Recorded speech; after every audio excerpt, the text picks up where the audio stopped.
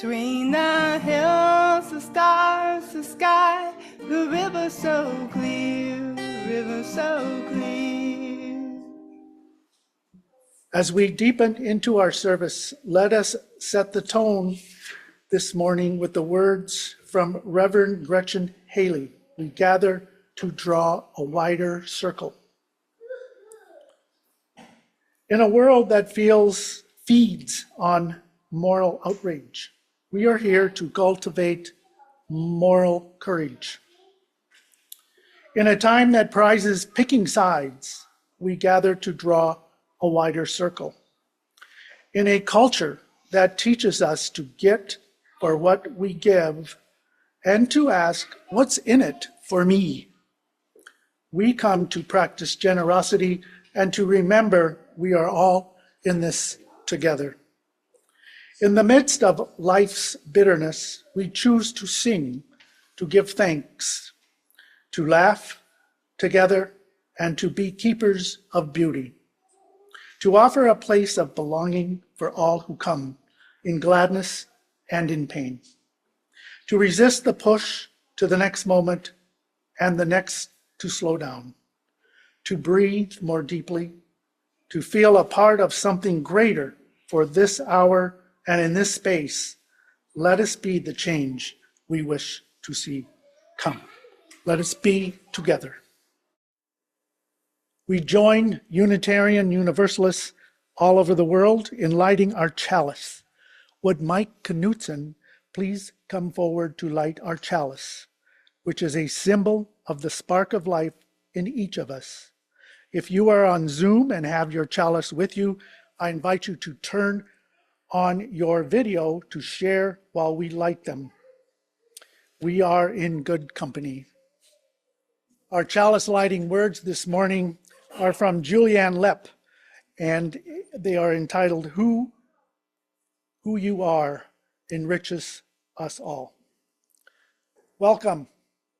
What you bring, who you are, enriches us all. We say welcome to your joy, your hope, your pride. We say welcome to your grief, your fear, and your anger, and the parts of you that are not yet ready to be seen and heard. May the light of our chalice remind us that this is a community of warmth, of wisdom, and welcoming of multiple truths. Be open for something wonderful to happen. Be open to the possibility. Be open for something wonderful to happen. Be open to the possibility. Aye, aye, aye, aye, aye, aye, aye, aye,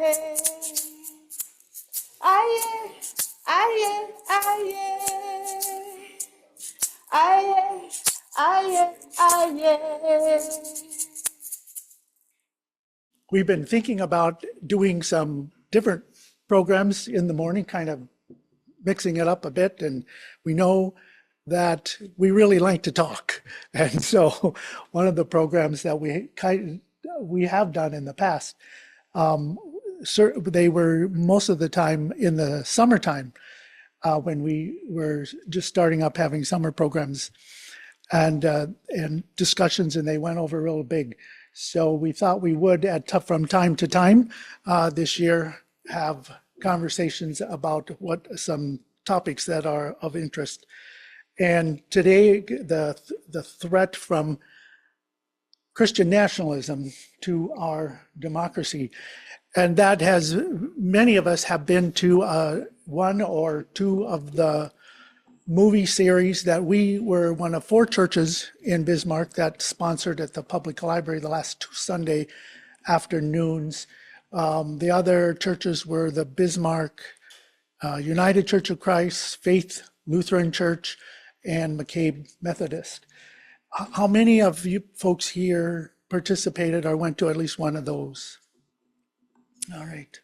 And it's like this discussion will be, we want to make it who we are and who and you and just what your thoughts are. but wanted to just start by just what is Christian nationalism? And let's do this to start out discussion-wise.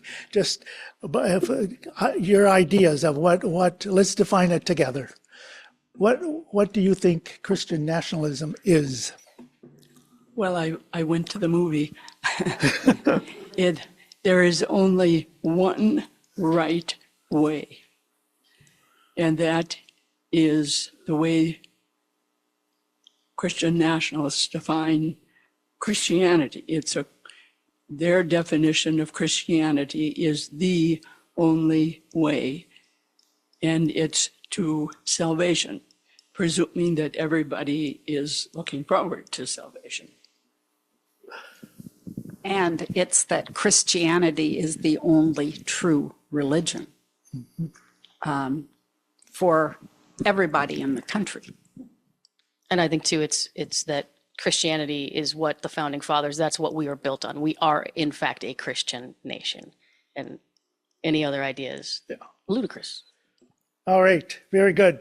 And I did get a definition that I kind of scraped together from various sources to finish this part of the discussion. Christian nationalism is a cultural framework that idealizes and advocates a direct relationship between Christianity, well, a certain kind of Christianity, with American civic life.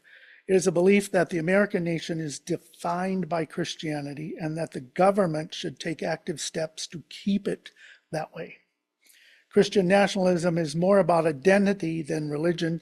It carries with it assumptions about nativism, white supremacy, authoritarianism, patriarchy, and militarism, among other things. Next question for quick shout outs is Christian nationalism a new thing for us in this time period of our history? No, it's been around for a long time. And one of the things, and I actually did a paper on it when I was in college of showing the differences, the ups and downs in the 1700s, 1800s, early 1900s, where many people would be ascribing to that kind of religion and trying to get the country to be that a Christian nation, a theocracy, and time after time, each time the rest of the country said no. And it took maybe 10, 20 years, and then that would die out, or it would be underground, and then it would come back 40 or 50 years later. But one of the things characteristic about this time period is this has been happening since the 70s. Never seen it last this long. And so, but I will talk a little bit about what is going on in our community in particular about how to take that wheel of who we are as a people and make sure that it honors freedom of religion. The local presence of Christian nationalism, just a quick kind of an overview. Where do we see things in Bismarck, Mandan area? And what's the presence of Christian nationalism where we live? Do we have elected leaders who are some examples of our leadership? Representative Brandon Pritchard last year made the statements, and he was backed up by a good number of other legislators and public officials of putting the Bible and Christianity in our state constitution and in our laws, actually saying things and quoting the Bible. He lost his primary election by about 15 votes. But he was defeated by someone who is pretty much with him on that score. There's that. There's also the New Song Church and 2 Republican campaigns for the U.S. House back in April. Representative Rick Becker and candidate Alex Balaz sponsored the Turning Point USA conference at New Song Church here promoting Christian nationalism. State elected officials who were there included the North Dakota Attorney General, Drew Wrigley, U.S. Senator Kevin Kramer, Representative Mike Matzenbacher, Bismarck, North Dakota Republican Chair Sandy Sanford, Rick Becker, Balaz, the RNC Committeewoman Lori Hines, Representative Pritchard, State Auditor Josh Gallen, and Representative Matthew Heilman of Bismarck. And it was a training program for young people to train them how to carry Christian nationalism into our public life. It got some wide coverage by the media. Certainly the North Dakota Monitor covered them. And so it really has sparked some community discussion. That's why we're talking about it. That's why we had the programs at the library. Last question before we have some break out into some small groups is, what is the view of Christian nationalism by the Unitarian Universalist Association? And I found a speech by Reverend Susan Frederick Gray, who was the UUA president through June of 2023. And this is what she said, that UUs have long supported American separation of church and state. The rise of Christian nationalism and anti-democratic fascist movements in the US and across the globe are serious. They are real and they are dangerous. We have seen these movements before, including the scapegoating and dehumanization of marginalized groups to sow fear and division, to target opposition, to undermine democracy, and to consolidate their power. And we see them now, but every day in states all across the country, Unitarian Universalists are showing up courageously for our values, for our neighbors, and to protect each other, and unequivocally show that love is our future, not fear and not hate. Love is our future. And relating to that, and Brandon Pritchard, we did a response that was encouraged by the North Dakota Interfaith Alliance, which is a new statewide organization, to write a letter to the editor. So we responded to, many of you remember, I think it was in November, where we wrote a letter saying we're with all our good friends and neighbors who will stand up for freedom. And it received a lot of support from a lot of quarters. Have you experienced Christian nationalist rhetoric or been in situations with Christian nationalists? Briefly share a story, and how did you feel? What does separation of church and state mean to you? Define that. Why is separation of church and state a principle? Why is that principle of American democracy so important? The idea that vouchers, educational vouchers, are being advocated for in some areas. And then, so tax money goes to the state, and the state would then redistribute it back to individual families and so on. And then they could choose the type of school that they think would be, best for their own children, I suppose. And that, I think some of the people in our group think that that would be not constructive thing to do, possibly because they feel it would be detrimental to the public school system. But I was saying, yeah, but it does sound like it's a good thing for people to have choice, that they can choose what kind of school they prefer for their own children. We voted here, and we think that separation of church and state is necessary. They're just don't even ask us to do the other. In part because if suddenly everything became Christian, how many different flavors of Christianity are there out there? And which one would be ascendant? And which others would be put aside? Well, I think it's a matter of our minority rights being protected, because you might have the majority of people feel a certain way, but our country is founded that there are certain inalienable rights that just majority doesn't get to decide that you Well, in 1986, my children came home with Bibles saying that the school had passed, the principal had passed out Bibles. And I inquired to the school board, or I talked to the superintendent of schools, and he said, well, we've always done that. And then I talked to some board members, and a couple of them were members of our church, and they said, we don't want to do anything about it right now, so because we're trying to get rid of the superintendent, I think, or something. But anyway, a year later, I think they had a new superintendent, and so I went back and said, I don't think the principal should be handing out Bibles. And he's, well, I'm going to look into it. And he called his attorney, and the attorney said, yeah, we've always done that, and that's okay. So I called the ACLU, and they sent me all of this literature and said, we will support you if you want to sue the school board. I was a teacher, by the way, at the time. And I happened to mention to Janelle Cole at a dinner all about this, never thinking anything. The next thing I know, she comes to me and says, we're going to do a big article about this. I was ready to talk to all the school board members, and now I'm coming to interview you. And I thought, oh my God. And so I had to do my interview, and then and it was going to come up on the school board meeting in 2 weeks. So I thought I better put myself on the agenda. And it was if you were there, we had cameras from every student. The place was packed. I really did not want to get any other people. I didn't want to say I'm from the Unitarian Church.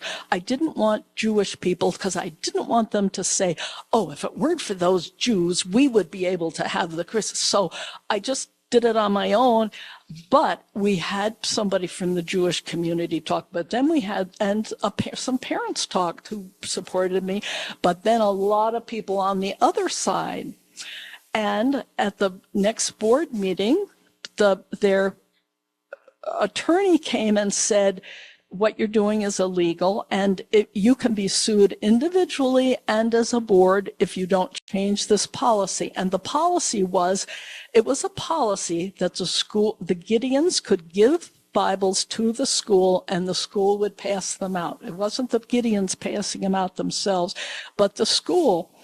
And then my principal, the first day this all came out, called of my children's school and said, I never passed out any Bibles. It was my secretary. And I said, that. So they had 2 weeks to think about this. And at the next board meeting, they voted to discontinue that policy. That the idea is using government money and government officials to promote a religion, and that there's the dividing line, and that's a beautiful story for how that works.